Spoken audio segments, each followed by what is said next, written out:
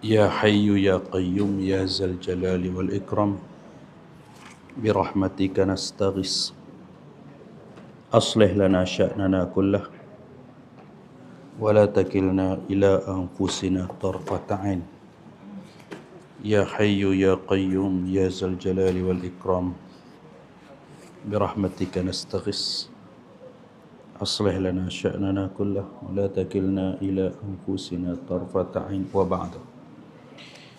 Bismillahirrahmanirrahim. Alhamdulillahi rabbil alamin wa bihi nasta'in. Wassalatu wassalamu ala Rasulillah wa ala alihi wa sahbihi wa man tabi'ahum bi ihsanin ila yaumiddin. Subhanaka la ilma lana illa ma 'allamtana.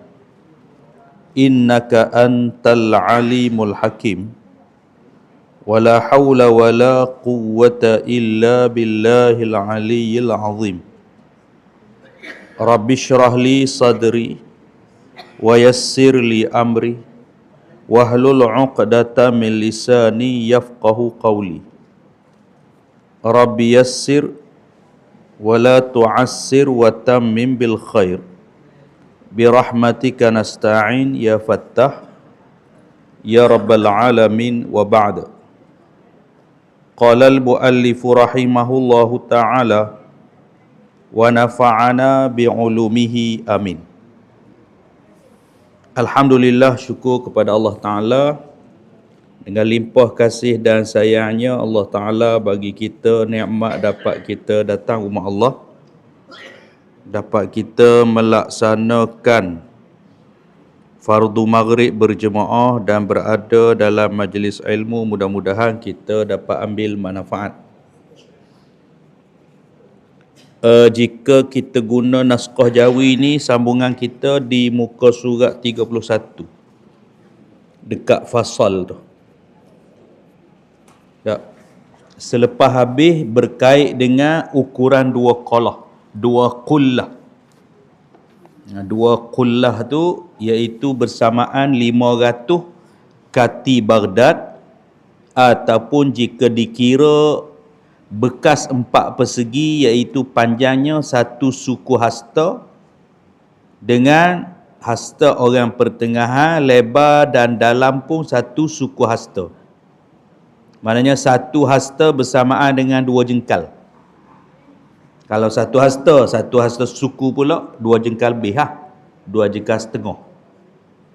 Kalau bijana yang bulat ialah luah permukaan satu hasta dalam 2,5 hasta, manakala keliling 3/1.7 hasta.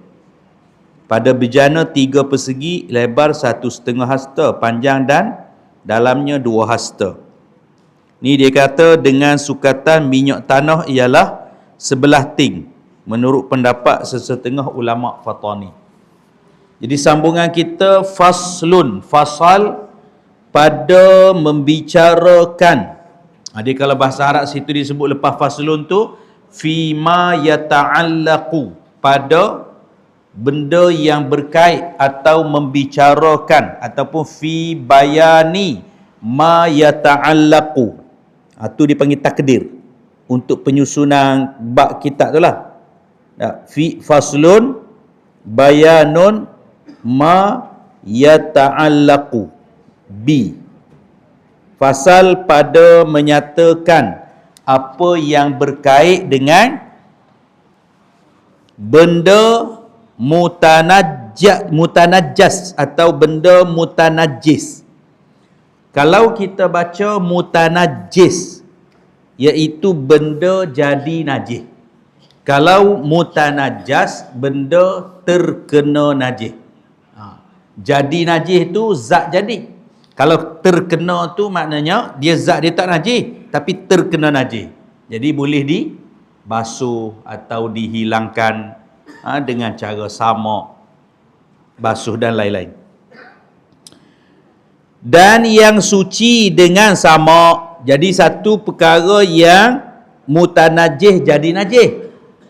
Dah, tu perbincangan. Yang kedua, ialah perkara yang jadi suci dengan samak. Dia najis atau terkena najis, dan bila disamak, kalau asal najis pun disamak, dia akan suci. Dan yang tiada suci dengan samak, satu benda ni maknanya tak boleh disucikan walau dengan samak sekalipun. Dia samak ni mughalladhah ha. Dalam perkara-perkara najis, untuk mudahkan kita, dia ada 3 jenis. Satu dia panggil mukhaffafah, ringan. Dan satu lagi tu mughalladhah, berat. Antara ringan dengan berat ni duduk tengah, mutawassitah, pertengahan. Najis mukhaffafah ialah kencing, air kecing anak atau bayi lelaki belum umur 2 tahun dan hanya menyusu ibu tanpa makan benda lain. Anak lelaki nyusu ibu sebelum habis 2 tahun. Dia tempoh susuan hak bagi anak 2 tahun. Tu kadang ada orang, mungkin oleh kerana dia berkerjaya, dia panggil putus susu anak sebelum 2 tahun tak boleh. Melainkan doktor nasihat dia ada penyakit ke, kena stop. Sebab kalau tidak akan memudaratkan ibu atau memudaratkan anak. Jadi dengan nasihat doktor tak apa. Tapi kalau tanpa nasihat doktor, kerana kerja ke apa semua, dia nak stop. Tanpa nasihat ahli di bidang, dalam bidang. Kalau nasihat setakat orang kecek kedai kopi tak payahlah. Orang dalam bidang, maknanya dalam bidang kesihatan, doktor lah. Doktor nasihat, ibu tak boleh ni bagi susu dah. Kalau bagi juga, boleh memudaratkan ibu. Ada apa penyakit ke, atau sakit sedia ada akan lebih merebak ke, lebih teruk ke, maka hifzun nafs, memelihara jiwa ni antara maqasid syariah, tujuan agama. Jadi kena jaga. Atas kena jaga tu, walaupun sepatutnya anak tu ada hak sampai 2 tahun, tak apalah. Tapi kalau tidak ada nasihat doktor, tidak ada apa-apa penyakit, maka hak anak disusukan selama 2 tahun. Kalau kita sebelum 2 tahun tu kita kerak, tak usah bagi, bermakna kita telah menghalang hak anak. Halang hak anak ni, dia tak boleh kecek masa ni. Akhirat kalau tutup nanya kita. Sebab hak dia. Tapi dalam tu sebut 2 tahun je. Lebih tak payah. Setakat 2 je. Tu. Sebab Imam Syafi'i sendiri duduk dalam kandungan 2 tahun. Orang lain ni tak boleh. Tu sebab kadang-kadang para ibu ni dipanggil curi, Curi tu dia royak kata, dia ngandung sebelum tapi dia royak lepas. Sebabnya, dan kalau royak betul-betul, sampai cukup 9, dia paksa tubik kalau tak tubik. Dia kata tak boleh, budak lemah. Imam Syafi'i tak lemah pun duduk 2 tahun. Tu tak tahulah. Mungkin perubatan moden ni, di kohor moden dia jadi kohor tak boleh. Itu dah dia ahli dia. Kita nak kata apa? Kita bukan pandai bab dia. Kena dengar lah kita ni terpaksa. Nak tak nak. Baik. Jadi, mukhaffafah tadi kecing anak lelaki. Anak puan tak termasuk. Anak puan ni, walaupun dia tak minum selain susu ibu, dia dah tak jadi mukhaffafah dah. Hanya anak lelaki. Kalau kata apa kelebihan, kena tanya doktor lah. Mungkin doktor boleh kaji anak kecil, anak lelaki tak sama kecil anak puan ke. Gitu. Jadi kecil anak bayi lelaki yang belum cukup 2 tahun dan dia hanya menyusu ibu, tak ada makan makanan tambah yang lain lah. Dan mughalladhah ialah khizir dan juga anjing. Itu mughalladhah. Maka mukhaffafah ringan, dibersih hanya dengan rinjih air. Tak basuh tak apa. Rinjih je, ambil air rinjih-rinjih. Beres. Mughalladhah kena dibasuh 7 kali, salah satu basuh tu dengan air tanah. Nak buat air tanah awal ke, tengah ke, akhir. Tapi akhir pun tak buat lah. Muka tanah kena bilah pula. Selalunya antara awal ataupun sebelum akhir. Guna salah satu air tanah. Mungkin dalam tanah tu Allah Ta'ala cipta benda yang boleh buang segala unsur-unsur zat-zat yang najis. Boleh jadi. Sebab tu dia disama. Selain mukhaffafah mughalladhah, Hak lain pada tu semua mutawassithah. Mutawassithah ni basuh qadar bersih. Nah, kalau kata 3 kali basuh bersih, bersih. Kalau tak bersih pun kadar dia. Kadar kata ahli junduk basuh ni, ni kata habis 4 beldi beres ni. Beres. Walaupun amat asih ada kesan, dia dimaafkan kalau setelah buat apa yang sepatut buat. Maknanya basuh biasa yalah. Kulit bangkai. Bangkai maknanya binatang yang tidak disembelih. Nah, sekaliannya suci dengan disamakan dia. Sama ada kulit bangkai binatang yang dimakan. Bangkai binatang dimakan ni lembu, kubak, kambing, tapi mapuh sebelum sebelih atau kena langgar. Tapi kalau kena langgar, kita duduk tepi jalan, nampak cepat-cepat pergi sembelih, sebelum mati tak apa. Kalau tak sempat, jadi bangkai. Tapi kulit boleh guna. Begitu sama ada binatang boleh makan dan juga yang lain, iaitu binatang tak boleh makan. Binatang tak boleh makan ni, kalau kita sembelih untuk nak ambil kulit, maka kita kena samak juga. Kalau makanan yang boleh dimakan, kita sembelih tak perlu samak. Kalau sembelih. Kalau tak sembelih, dia mapuh dulu, maka kita nak guna juga kulit, kena samak. Kalau binatang tak boleh makan tu, maknanya antara dua lah, kita nak sembelih dulu, lepas tu kena samak juga. Tak sembelih pun, kita samak untuk guna kulit. Walaupun binatang tu tak boleh makan. Tak, kulit rimau, tak, kulit dia ular, kena samak lah. Dia pasal dia binatang tak boleh makan. Kalau binatang boleh makan, dengan sembelih tak perlu samak. Kalau tanpa sembelih, baru kena samak. Hak binatang boleh makan. Tu. Cara menyucikannya, maknanya menyucikannya, apa? Nya kulit yang kita nak samak tu lah. Dia kalau kita kira sini, ni ada 3 kategori kulit. Satu, binatang boleh makan, kita sembelih. Tu tak perlu samak. Yang kedua, binatang boleh makan tapi tak sempat sembelih atau kena langgar atau mapuh tanpa sembelih, kena samak. Dan yang ketiga, binatang tak boleh makan, memang kena samak. Jadi cara nak menyucikannya tadi, iaitu cara nak menyuci itu, cara nak menyamak lah. Dihilangkan terlebih dahulu sisa-sisa daripada kulitnya. Maknanya sisa-sisa daripada tu padalah. Pada kulitnya, di kulit tu ada sisa-sisa daging ke? Nah, contoh kadang kan kita, contoh macam lembu ke kambing, bila kita, apa dia panggil? Buang kulit tu panggil apa?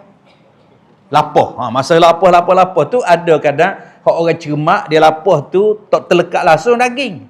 Tak, memang dia cermak lah. Tapi ada hak kurang cermak sikit, kadang-kadang daging terkena juga terlekat. Jadi daging-daging tu kena buang dulu. Sebelum nak samak. Tu. Itu sebab binatang korban binatang terbaik. Daging terbaik dan juga kulit dia pun molek. Kalau kata boleh makan-makan. Orang-orang di Selangor, Kuala Selangor, alik-alik sana, orang khususnya orang Sabak apa semua tu, dia makan belakang. Kulit-kulit dia buat macam jenis goreng, sedap ke? Nampak macam lemak. Ada saya duduk sana setahun kan, dan duduk bila ada majlis kenduri, tengok tu makanan dia masak sama jenis tu je goreng tu. Dia tu start makan ni. Kita makan-makan, sedap ke? Dia kata ni kulit dia tu. Kita kulit pun kita buat juga, dia kata belakang, tak buang. Rajin lah. Baik.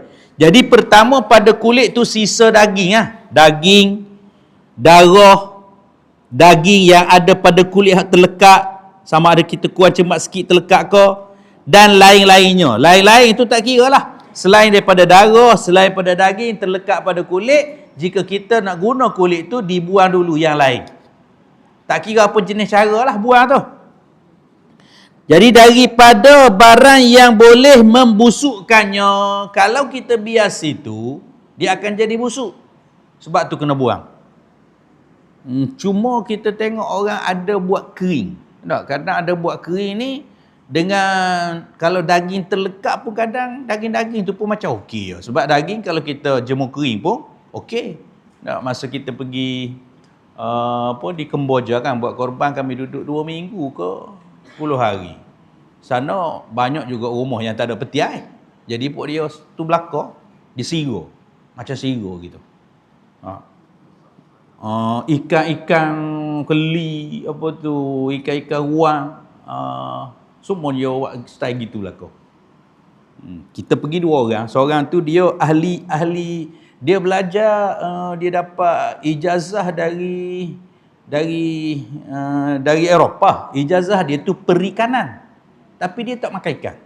Dia kata, saya makan ikan laut ya Ustaz. Dia orang Langkawi. Ikan darat tak makan. Pas di sana ikan darat yang banyaknya. Kita makan, dia tak makan. Tak apa kita. Baik, jadi benda apa saja yang boleh membusukkan tu kena buang. Buang dulu. Maknanya ni sebelum proses nak samak lah ni. Jadi buang tadi, kalau barang tu dia boleh membusuk kena buang. Dengan tu cara nak buang dengan suatu yang rasanya tajam. Antaranya kapur. Kapur ni fungsi dia tajam. Ketajaman untuk buang tu ada.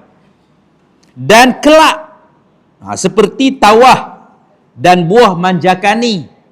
Ni pun boleh untuk dibuat sebagai nak membersihkan kulit. Selalu kita dengar buah manjakani ni untuk orang puang ya. Buah kerah lah manjakani tu. Dan seumpamanya.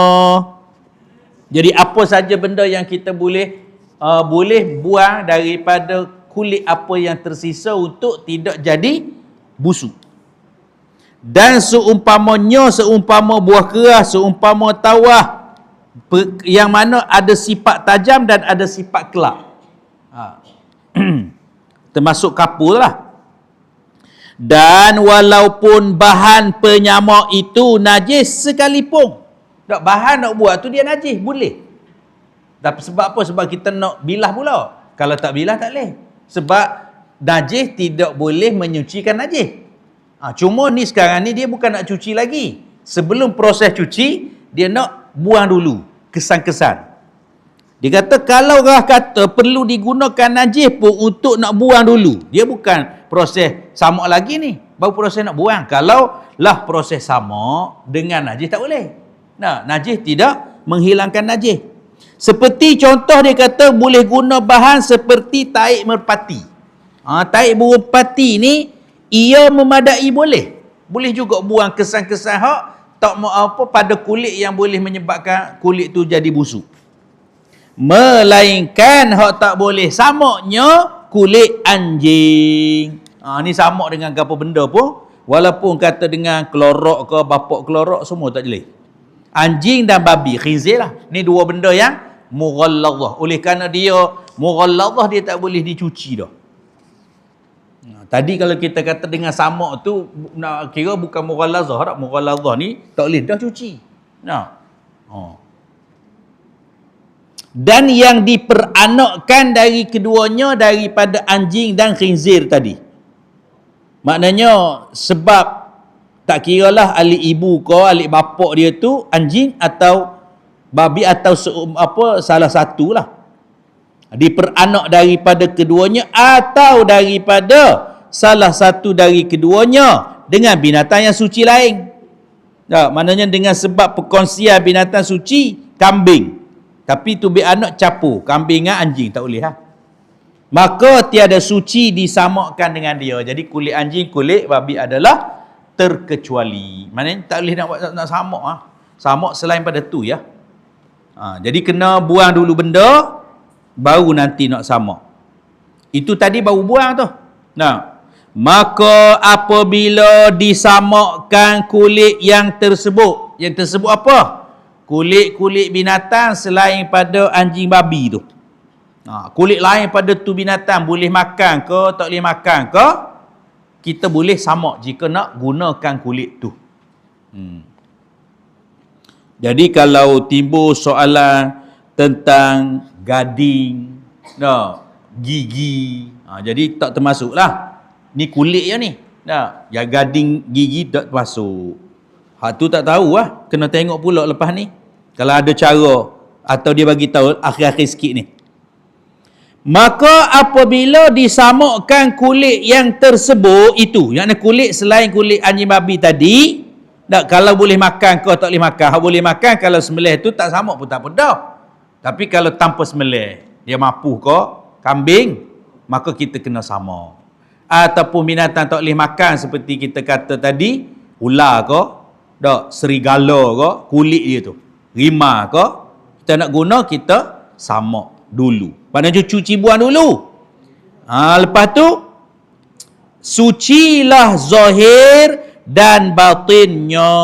Maknanya buang dulu apa-apa yang darah, daging terlekat, apa semua. Dengan apa saja yang bersifat kelak dan bersifat tajam tadi.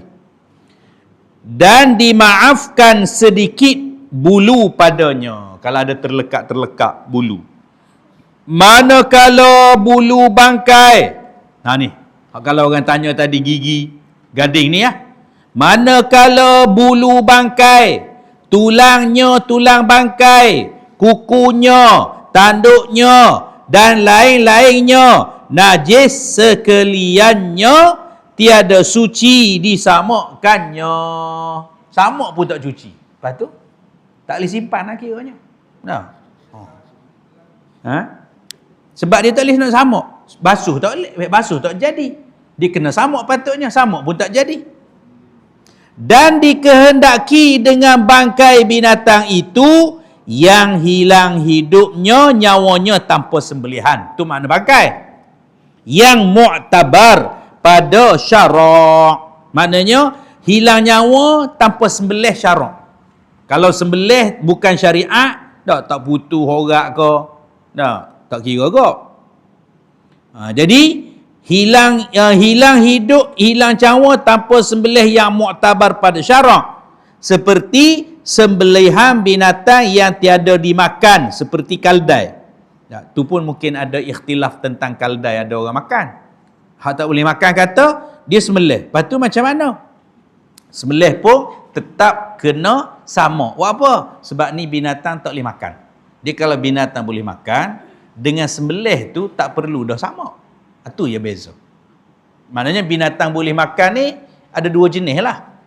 Satu, kalau sembelih cara muktabar syarak, beres boleh guna, tak sama pun. Tapi kalau tak sembelih, masih boleh guna tapi dengan sama.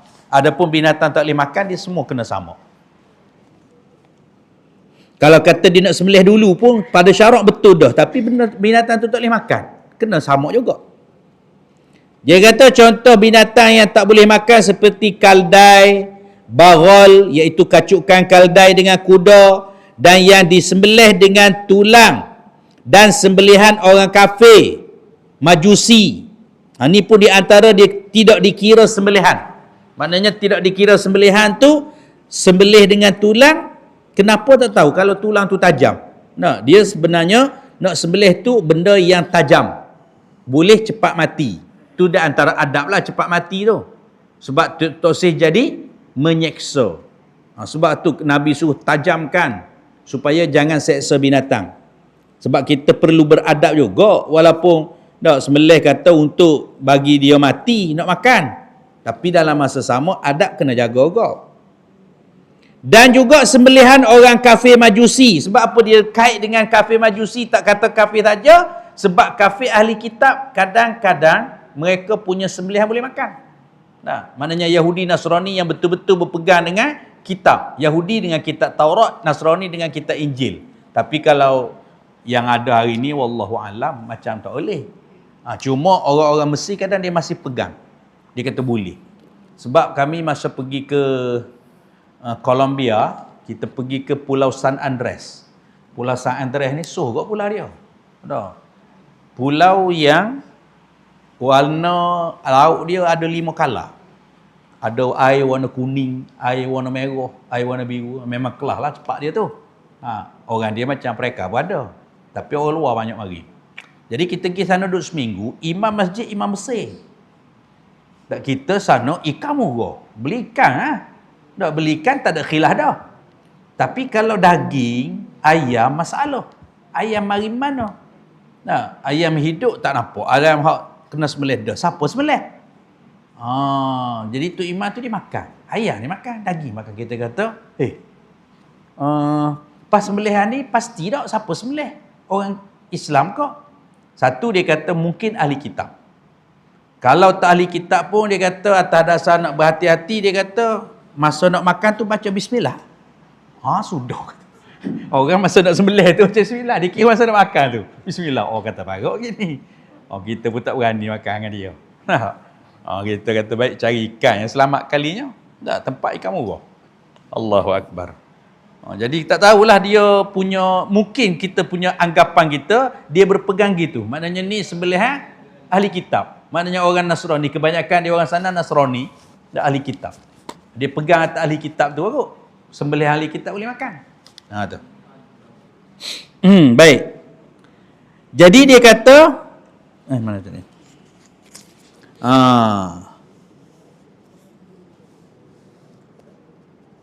Dia hak yang tak boleh atau tak dikira sembelihan yang muktabar tu, hak pertama tadi seperti sembelihan binatang disembelih dengan tulang. Tak, lepas tu dan sembelihan orang kafir Majusi. Kenapa disebut Majusi? Kerana ahli kitab, sama ada Yahudi Nasrani dikira ahli kitab. Ahli kitab sembelihan dia boleh makan. Cuma kadang kita nak memperhalusi Yahudi hak betul-betul pegang dengan kitab Taurat lah. Nasrani hak betul-betul pegang kitab Injil. Tapi nak cari hari ni payah sebab kitab dia orang tu sendiri dah ditahrif atau diubah dah. Jadi hak nak betul-betul pegang, nak cari tak boleh katakan macam mustahil lah. Tapi tengok atas orang lah, dia kadang ada orang dia panggil atas sahul ni dia kira ringankan. Mungkin atas dasar dia nak makan. Cuma kita tak kena tahu di Brazil yang sembelihan kebanyakannya orang-orang Islam Lebanon. Sebab tu di Mekah banyak ayam-ayam sembelihan dari Brazil, made in Brazil. Mari dari Brazil, jauh. Tak tahu macam mana dia ada projek lagu mana, tapi tu lah bila kita pergi di Brazil, Brazil ni pun di Brazil, di Colombia, orang Islam kebanyakan yang berhijrah dari Lebanon. Sebab di Lebanon sendiri dia bagi 3. Lebanon ni negara dia 1/3 Islam, 1/3 Nasrani dan 1/3 Syiah. Dan dia negara dia tu dia bagi. Kalau Perdana Menteri Islam, nanti menteri pertahanan kena Nasrani. Lepas tu Syiah akan ambil salah satu menteri kewangan ke apa, dia akan bagi 3 hak terbesar tu, kedudukan besar tu antara 3 atau 3 puak ni gitu. Di Lebanon lah. Tapi di Amerika Latin ni dia orang cerita apa? Dia kata penduduk Lebanon yang berada di Amerika Latin lebih ramai daripada penduduk Lebanon di Lebanon. Mana dia punya hijrah tu ramai dah pergi. Sebab tu kita nak cari orang Islam di Brazil dengan di Morocco, di Colombia ataupun di Amerika Latin lain, cari orang-orang Lebanon lah. Kaya-kaya, hak kaya. Dia ada satu pasar raya besar. Di Colombia tu pasar raya tu ada 20 butir kau. Seluruh negara tu. Hak tulah orang Islam, dia ada masjid kecil. Kalau kita nak pergi cari orang Islam nombor 1, kita pergi cari situ lah. Dari dia cerita orang Islam situ ada, situ kita pergi. Baik. Pertama tadi sembelih dengan tulang, ia dikira tidak sembelihan syarak. Yang kedua sembelihan orang kafir Majusi, dan yang ketiga sembelihan orang dalam ihram, iaitu dipanggil muhrim. Ni bukan orang tak boleh nikah ni. Tak. Hak kita duk panggil muhrim tak boleh nikah, sebenarnya hak tak boleh nikah tu adik kita tu gapo bukan panggil muhrim sebenar. Sebenarnya mahram tu hak betul. Tapi kita punya tahulah pelak ke gapo kita panggil muhrim. Muhrim ni orang pakai ihram. Jadi yang ketiga tadi sembelihan orang pakai ihram, iaitu dipanggil muhrim. Pada sembelihan perburuan, sebab orang berihram dia tak boleh buru. Buru tak boleh, sembelih buruan pun tak boleh. Jadi kalau kata dia sembelih juga, dari segi syarat tak dikira. Tak dikira. Adapun untuk kahwin atau mengahwinkan, perkahwinan tu sah tetapi berdosa orang pakai ihram. Maksudnya bukan hanya pakai ihram sajalah, berihram. Sebab berihram lain, pakai ihram lain. Kenapa kata gitu? Sebab di Mekah kan, Dulu kan masa dia buat ring, kan dia buat nak perbesar masjid. Jadi untuk tawaf, tempat-tempat ada yang tak boleh ke kawasan atas kan. Jadi dia buat ring tu, keliling tu kan, dia buat macam lingkaran tu. Ada orang tawaf atas lingkaran tu. Jadi masa buat lingkaran tu, dia hanya bagi izin masuk orang yang berihram saja. Orang yang tak berihram tak boleh masuk. Jadi ada orang-orang kampung, orang kita pun ada atas bukit tu. Kadang jenis tak ada visa apa semua, dia nak turun supaya mengelabui mata askar-askar polis ni, dia pakai ihram. Padahal dia bukan berihram pun. Pakai je ihram supaya boleh masuk sah. Nah, kita pun contoh, ada orang yang nak muka duduk dalam lingkaran tu cepat sikit, dekat. Nah, pakai ihram pergi, padahal kita tak berihram pun, kita nak tawaf sunat ya. Tapi tak pakai baju ni. Buat apa? Sebab bila kita pakai ihram tu, boleh bagi masuk. Tak pakai ihram tak boleh. Tu masa tu lah ni mungkin boleh berlaku dah kot. Sebab mungkin banyak yang siap dah kan. Kemudian maka tiada dikecualikan pada anak binatang yang disembelih ibunya. Maknanya anak pun termasuk. Anak binatang hak duduk dalam perut ibu, hak sembelih ibu, ada anak. Dia kalau sembelihan syarak tu kan, kadang sembelihan tu anak tu kira boleh makan ya. Kan? Maka dia kata di sini, kalaulah kata hak ibu tadi tidak disembelihan secara syarak, maka anak pun ikut jadi tidak disembelih secara syarak. Dia kira hukum sama. Hukum ikut ibu. Jika ia mati apabila keluar dari perut ibunya dengan disembelihkan ibunya, bukan dengan sebab yang lain. Jadi dia mati tadi sebab disembelih ibu. Kalau mati sebab lain-lain, daripada sembelihan ibunya. Tetapi jika ia masih hidup, sembelih ibu, anak tubik hidup ketika keluar dari perut ibunya, maka ada penjelasannya, iaitu ada tafsil, huraian. Penjelasan maknanya huraian lain lah. Jika padanya ada hayat mazbuh, maknanya tubik-tubik tu ada hayat-hayat ni, maknanya kehidupan yang seperti kena sembelih dah.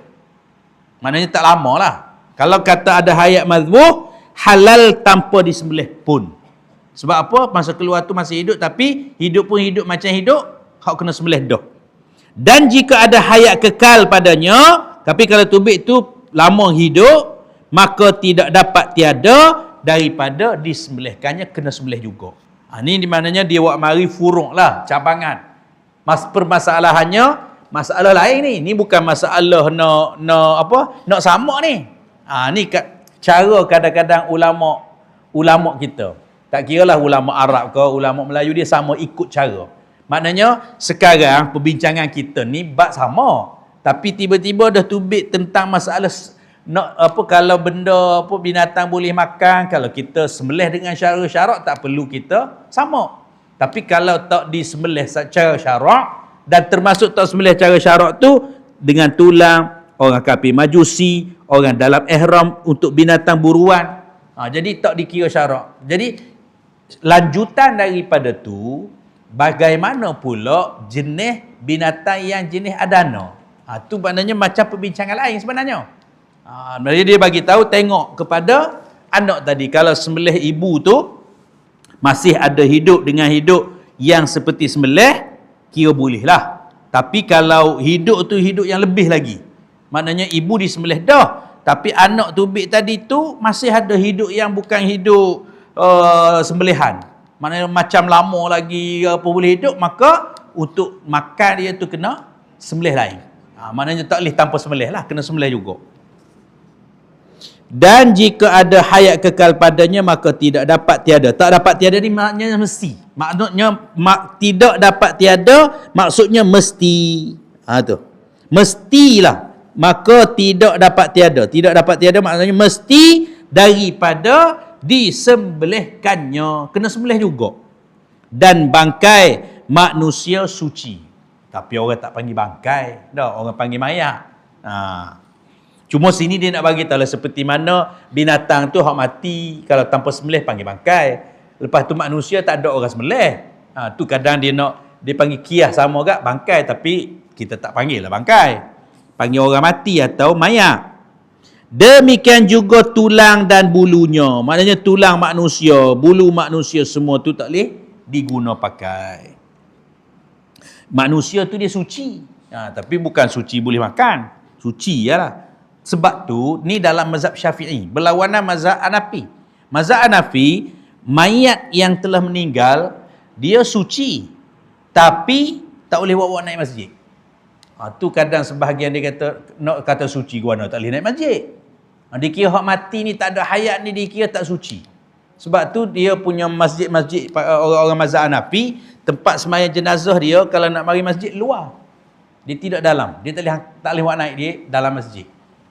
Itu mazhab Hanafi. Mazhab Syafi'i tak. Mazhab Syafi'i dia kata hak hidup ke, hak mati ke, manusia ni semua adalah suci.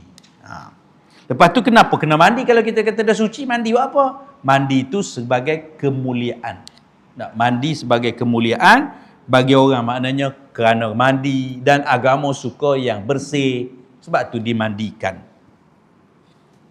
Kemudian lepas pada mandi kita dah wuduk dulu kan, wuduk kita mandi, maknanya mayat atau jenazah dalam keadaan suci lah, taharah. Kalau ada isteri dia mari cium dia, kena ambil wuduk mula ke tak dia? Dia mati dah, tak payah ambil lah wuduk. Hak batalnya, isteri dia lah batalnya. Dia tak batal. Moga dia tu dibersihkan, dia mati dah. Tak ada hubung kait dah dengan kita hidup ni. Jadi, bila kita dah mandikan atau kita wudukkan dulu, kita mandikan, dia suci lah kiranya. Tak ada kata, tak boleh cium dah ni. Buat apa? Kan nanti batal, kena ambil wuduk mula. Tak ada. Orang hidup ya kena ambil wuduk mula. Faslun.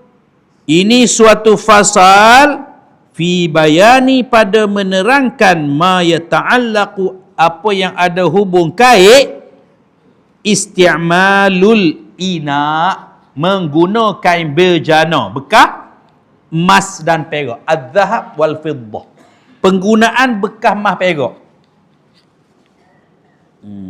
Baik. Haram atas lelaki dan lain-lainnya. Lain-lainnya tu apa? Perempuan, khunsa, kecil, besar, tua, muda. Mana semua orang lah. Sebab apa sebut lelaki, yang lain tak sebut? Sebut lelaki ni lebih kuat. Tu kena sebut. Maknanya lelaki ke orang ke, maknanya semua orang haram untuk mengguna sesuatu daripada bejana bekas emas atau perak pada makanan. Makanan maknanya sama ada pinggan ke, talam ke. Talam buat daripada mah. Buat apa? Kaya doa. Nak buat talam mah. Tak boleh. Sebab ini diharamkan di dunia. Sebab Allah Ta'ala nak bagi untuk di syurga. Tu sebab kalau nak cepat-cepat doa di dunia nak guna juga talam mah kan, nanti di akhirat tak bagi. Satu masalah. Pada muka. Dah. Allah Ta'ala kata jangan. Tu maknanya sebab nak bagi di akhirat tu. Sebab tu dunia tak boleh. Bekas makanan tak boleh, bekas minuman tak boleh, dan lain-lain bekas. Walaupun kecil, tak boleh. Atau sedikit sekalipun, tak boleh. Emas perak ni bukan untuk buat bekas. Emas perak ni untuk perhiasan. Simpanan. Sebab dia tidak ada susut nilai. Maka haram pencelok mata. Kita nak buat bekas celok mata, emas atau perak, dan bekas celok. Pencelok ni maknanya apa, dia punya batang dia tu. Dia kan bekas celok, dia ada batang dia. Batang untuk kita ambil celok bubuh kat mata tu.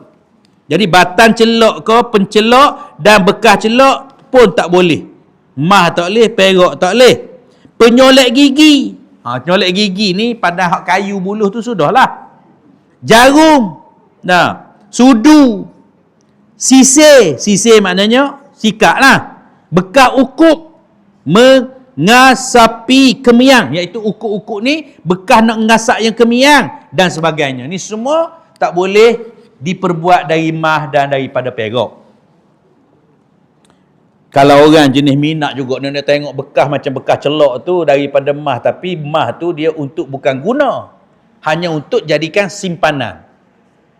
Boleh ke tak? Boleh lah kalau tujuan dia bukan untuk guna. Dia maksud yang dibagi tertoleh ni untuk penggunaan. Kenapa? Manusia ni, dan kalau bagi ke dia, satu, dia akan jadi riak, dan yang keduanya dia akan helah supaya tak bayar zakat. Sebab apa? Dia kata dia guna. Dia tak bayar zakat ni mah perhiasan. Dan perhiasan pun qadar biasalah. Kalau sampai gelang dia pakai ujung ni siapa atas siku, apa atas ni. Apa tiup. Tu tak boleh lah. Tak setakat orang pakai 10 ke. Tak. Masyarakat kita berapa? 10 tu okey lagi lah. Lebih 10 ni bukannya pakai lagu tu. Kalau kata gitu, semoleknya kalau warak, hak lebih tu kira zakat, kira simpanan. Walaupun dia pakai. Semoleknya lah untuk nak jaga, kerana zakat ni benda yang tak zakat dia tak terpelihara. Zakat ni untuk pemeliharaan sebenarnya. Dan haram berukuk. Berukuk ni maknanya kita nak mengesak, buat kemiang. Dia selalu bukan kemiang lah. Kat orang Arab ni bakhur. Maknanya wangi-wangian tu dalam bekas tu, bekas wangian. Berukuk dengannya melainkan kerana darurat. Kerana darurat maknanya ada orang dia pesing dia panggil terpaksa. Kadang kes ada penyakit. Tak, macam ada orang kan, dia kain tadi tak boleh pakai kain biasa. Dia kena pakai kain yang ada campuran sutra. Sebab kulit dia kulit alergi, contoh. Doktor pun kata gitu. Kalau pakai kain biasa, nelah lah, gitulah, sakit lah apa. Maka untuk dia boleh lah. Atas nasihat doktor. Walaupun benda tu asalnya sutra tak boleh pakai orang lelaki. Orang boleh. Orang lelaki tak boleh. Tapi oleh kerana dia ada penyakit, dia ada, dia panggil apa, alergi, maka doktor pun bagi nasihat. Doktor pun tulis surat pula, pengakuan dia boleh, maka boleh. Seperti pencelok mata dari emas ataupun perak, kerana ada sebab lain. Bercelok dengannya kerana mencerahkan mata, menurut nasihat doktor yang adil. Doktor kata, demo ni ada penyakit mata, dan penyakit mata demo ni, demo boleh guna celok-celok hak duduk dalam bekas emas ya boleh. Kalau celok duduk dalam botol, duduk dalam bekas plastik, tak boleh. Tak jadi. Jadi kalau doktor kata gitu, waktu ambil surat, bolehlah guna bekas emas pun celok tu. Sebab apa? Dia ada nasihat doktor kerana perubatan. Tapi kalau tidak ada darurat gitu, jadi haramlah guna tu. Tak tahulah kalau ada gitu tau. Dia bagi tahu hukum kalau ada lagu tu. Dia kata kena nasihat doktor yang adil. Maksudnya adil bukan yang main ngelak lah. Dia pakat dengan doktor. Doktor waktu ambil surat macam orang nak buat MC palsu lah. Dah. Orang buat MC palsu ni dia tak pergi kerja, lepas tu dia dapat gaji. Bahaya tu. Tak, makan benda yang tidak halal. Tak, bahaya. Lepas tu boleh makan dia, anak beranak pula lagi. Jadi matanya tiada cerah melainkan dengannya. Maknanya melainkan dengan bekas celok tu kena bekas celok emas. Barak dia. Maka haruslah digunakan dia. Sebab ada nasihat doktor. Dan haram mengupah perbuat sesuatu bejana dari emas. Guna tak boleh, upah untuk buat nak guna pun tak boleh. Melainkan macam kita kata tadi, dia minat doa benda tu untuk simpanan. Tak macam orang nak simpan emas, kalau rantai pakai, tapi orang buat macam orang buat kepingan-kepingan kan, dina ke apa kadang bukan guna, kadang simpan. Tapi dia nak buat macam benda-benda gini, tujuan simpanan bukan tujuan penggunaan. Itu lain. Tak, kalau kira hukum tu ilat dia tak ada. Haram tu tak ada. Haram tu untuk guna. Bila untuk guna, dia pergi nempah, pergi ngupah pun haram ambil upahan. Tu kalau orang yang ngupah tadi tanya, demo nak suruh kita tepah buat goni, ni kedamah tanya, untuk apa? Kata saja kita minat goni. Jadi nak buat simpan tapi nak nempah juga. Jadi itu terpulang lah. Syubhat tu ada, cuma kalau bukan untuk guna, dia tak ada dosa. Kalau untuk nak guna, yang mengupah pun dosa, yang ambil upah pun dosa. Sebab dia menyebabkan orang guna benda haram. Haram mengupah perbuat sesuatu bejana dari emas atau perak, dan haram pula mengambil upah. Mengupah pun haram, ambil upah pun haram. Dan tiada wajib menggantikan atas orang yang memecahkannya. Seperti juga segala alat permainan. Ni emas perak ni dia untuk simpan. Kadang tak perlu ditempa apa. Kalau kata patah ke apa semua tu, dia tidak hukum memusnahkan. Kalau ada patah, simpan patah tu lah. Dia seperti macam alat permainan, maksudnya permainan ni alat muzik. Alat muzik, kalau ada seorang buat rusak, dia tidak wajib untuk ganti. Sebab alat muzik ni tidak dikira harta. Tapi jangan pergi katok orang pula kan. Marah ke orang, yang timbuk kita saja. Dia bukan kira hukum dah, dia kira timbuk barang ribu tu. Macam tu juga. Tapi kita tak suruh ni kan. Kata ustaz ni ngajar suruh. Pergi bakar kilang arak. Dah, kita nak bagi tahu arak kerajaan tak haram. Nak marah arak kerajaan haram tak. Dah, nak makan peti kita pergi bakar kilang arak tu. Arak tu bakar tidak ada nilai. Arak tak ada nilai. Tapi benda lain tu lah. Mesin ke, tempat simpanan ke apa semua ada. Melainkan ambil arak saja yang kita buang. Buang arak kita tak kena apa? Tidak kena tak kena ganti atau tidak menjadi kesalahan benar. Sebab apa? Seolah-olah kita tak buat gapo-gapo. Dan benda tu benda haram. Benda haram tak ada nilai. Kosong RM. Bila kosong RM, buat rusak ke, buang ke apa ke, kita buang kosong RM. Bila buang kosong RM kena ganti dah. Tak perlu ganti. Tu. Tapi yang lebih baiknya tak payah kita buang, cuma suruh tuan dia buang. Macam di Madinah kan, bila iman dia kuat, agama dia kuat, dia sendiri buang. Masalah ni kadang kalau pemerintah kuat lagu mana pun, pemerintah suruh buang, dia tak si buang. Lepas dia pergi duduk kot lain pula, disimpan, dia senyapkan, dia tak bagi napuk. Dulu pernah berlaku di Kelantan tahun 90 kau. Dah. Sepas kan mula-mula tu dapat dulu, antaranya dia buat saya bukan 90. Tahun bila tahu kita pergi singgah masa dia tidak boleh berurus niaga semasa masuk waktu maghrib. Masuk waktu maghrib, orang bank berurus niaga tak boleh. Sampai berapa minit, 5 minit ke 10 minit selepas azan pun tak boleh berurus niaga. Kalau majlis daerah ataupun Dewan Bandaraya mari, nampak berurus niaga, dia boleh apa saman. Ya. Saya masa kita berhenti, kita musafir, berhenti nak beli makan, dia kata tak boleh jual kita masa ni. Pasal baru bank. Kata dia bank tu tak boleh tak sewi demo jual. Tu suruh demo pergi masjid, pas demo duduk sini juga buat apa? Nah, dia tak bagi jual. Tu suruh demo pergi masjid. Ni masjid pun tak pergi, kau duduk tunggu ya situ. Baik demo jual ya, kita nak tak makan gini, nak buka puasa. Dah, tu. Baik. Jadi kadang-kadang dia tak faham tujuan dia buat tu untuk apa tu kan? Tujuan dia tu tak boleh urus niaga supaya dibolehkan demo pergi sembahyang. Ni alat permainan dimaksudkan tu alat muzik lah. Dan seperti haram penggunaan yang tersebut, haram pula menyimpannya. Simpan haram, guna haram dan dianya tidak ada tanpa penggunaan. Kalau tak guna pun dia kata haram juga kiranya.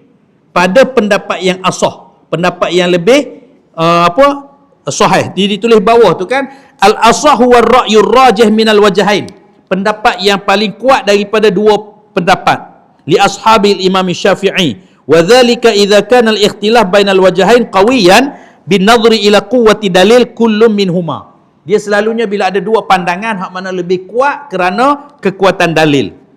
Tak apalah situ. Lebih kuat kerana menyimpan itu membawa kepada penggunaan. Sebab dia kata kalau kata simpan pun kadang-kadang takut-takut ke depannya guna juga. Dan haram pula digunakan bejana yang disadurkan mah. Hak diperbuat mah tak boleh, diperbuat perak tak boleh, yang disadur mah perak pun tak boleh.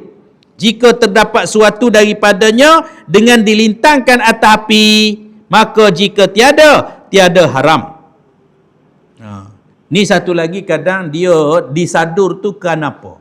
Kalau dia kata ni bekas tembaga. Dengan tembaga kadang tak makan, tempat lubang dia ke, maka hanya boleh dengan perak saja yang lekat atau dengan emas saja yang lekat, dan ahli tu bagi tahu. Tu dibolehkan lah, sikit dibolehkan. Kalau kata sebab benda tu benda boleh guna tapi kebanyakan pun bukan emas. Maka penjelasan iaitu tafsil ini daripada sudut penggunaan atau menyimpannya. Adapun perbuatan menyadurkannya itu haram semata-mata.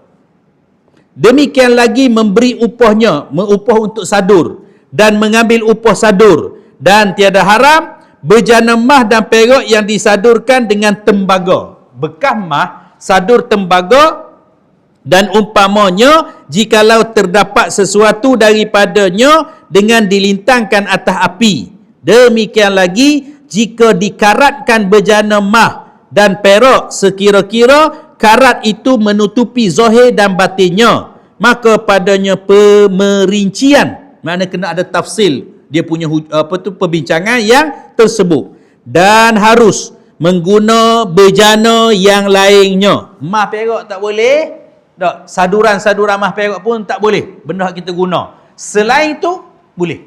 Maknanya plastik ke, besi ke, tembaga ke, selain mah perak. Boleh. Bejana. Dan